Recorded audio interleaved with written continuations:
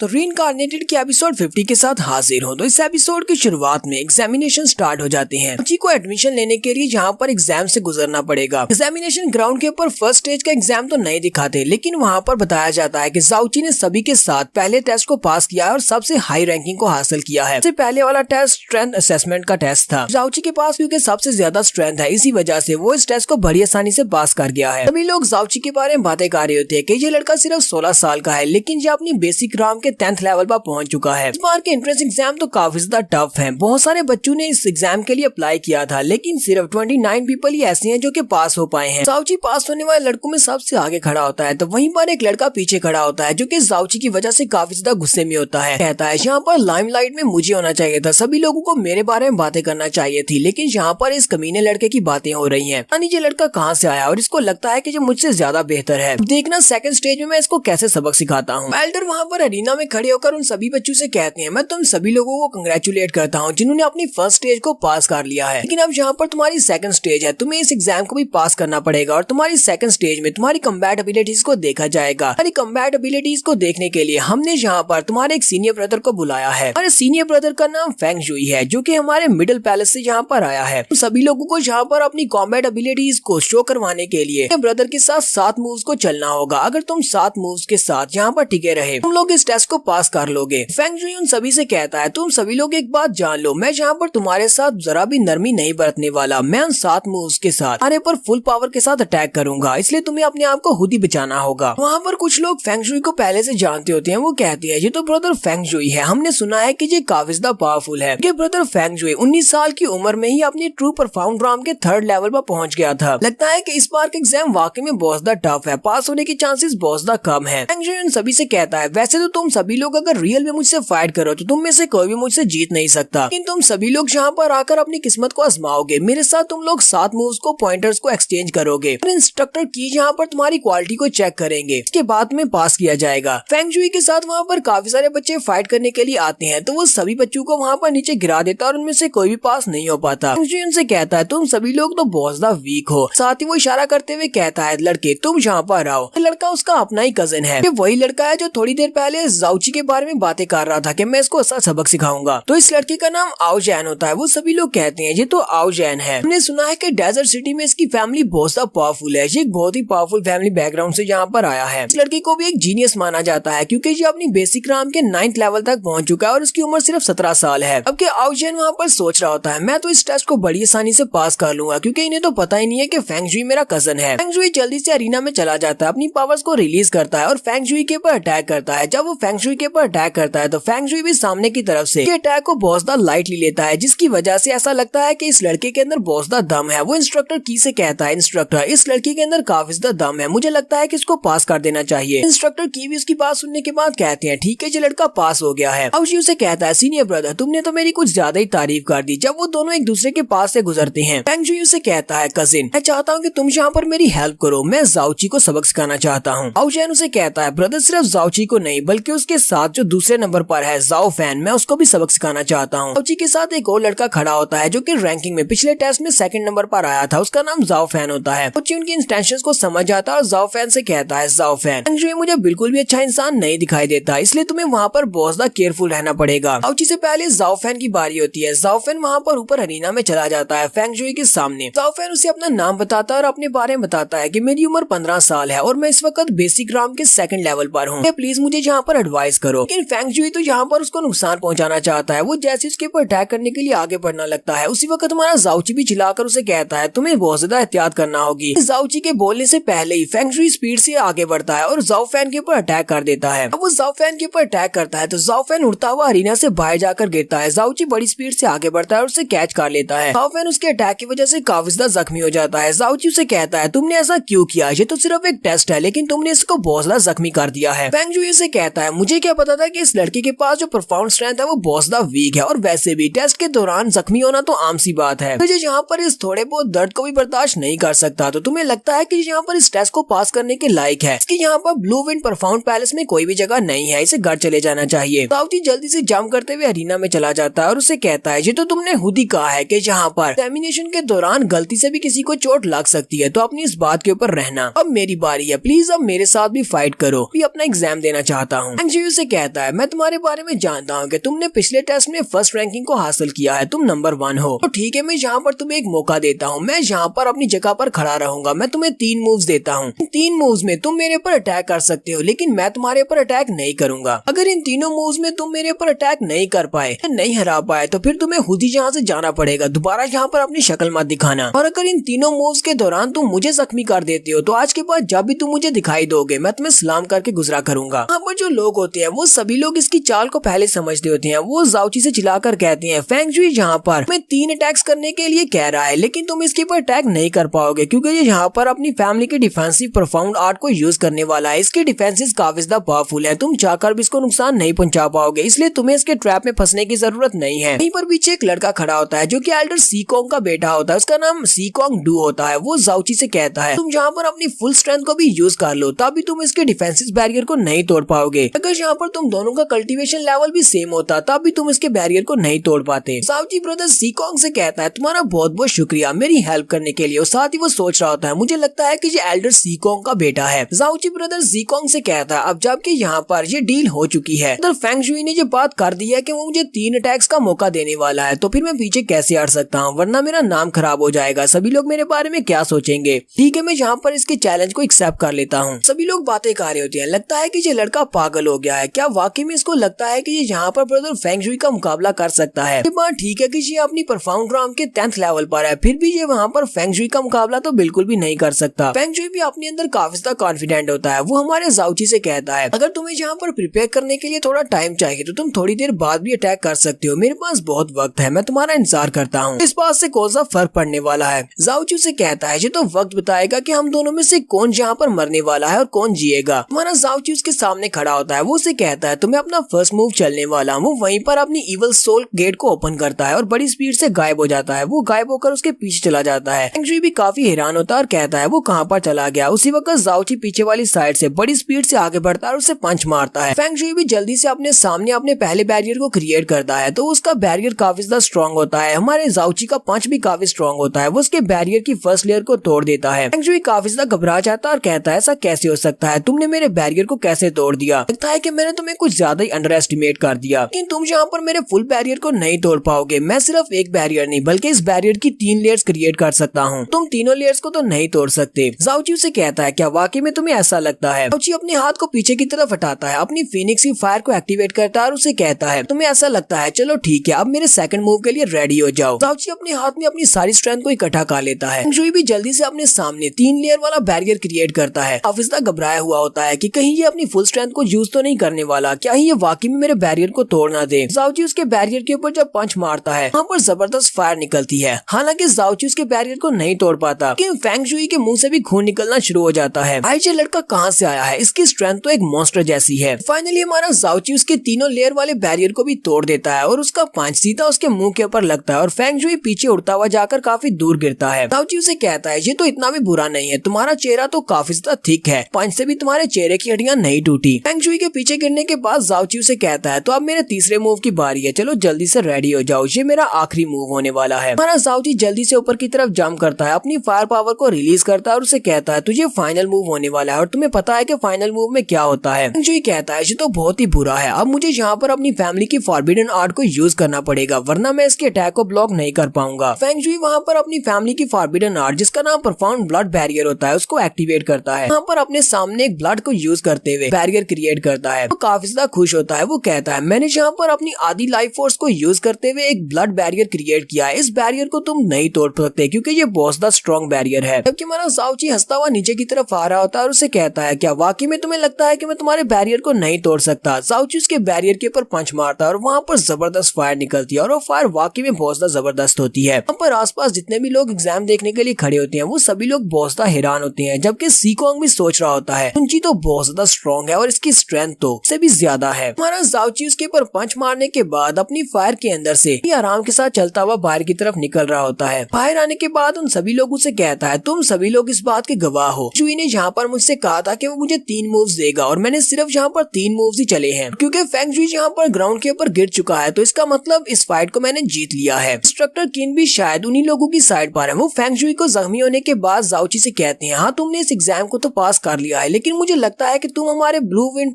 Profound palace को join करने के लायक नहीं हो, अपने साथी को जख्मी नहीं करना चाहिए था। जाओ ची उसे कहता है लेकिन तुम्हारे डिसाइपल ने तो यहाँ पर कहा था कि यहाँ पर एग्जाम के दौरान एक दूसरे के ऊपर अटैक करने के दौरान एक दूसरे को जख्मी भी किया जा सकता है और हम लोग जख्मी हो सकते हैं। जब फेंग जुई ने यहाँ पर जाओ फेंग के लिए ये बात कही थी तब तो तुमने यहाँ पर कुछ भी नहीं कहा, जब मेरी बारी आई तो तुम यहाँ पर बात कर रहे हो। ऊपर से मेरी परफॉर्म स्ट्रेंथ और मेरी कल्टीवेशन लेवल फेंग जुई से बहुत ज्यादा कम है, तो यहाँ पर मेरे ऊपर ब्लेम नहीं आ सकता कि मैंने इसको जख्मी किया है। और यहीं पर हम लोग अपनी एपिसोड 50 का एंड करेंगे। एपिसोड की एक्सप्लेनेशन अच्छी लगी हो तो कमेंट करके जरूर बताइएगा। चैनल को सब्सक्राइब कर दें, वीडियो को लाइक और शेयर कर दें। शुक्रिया।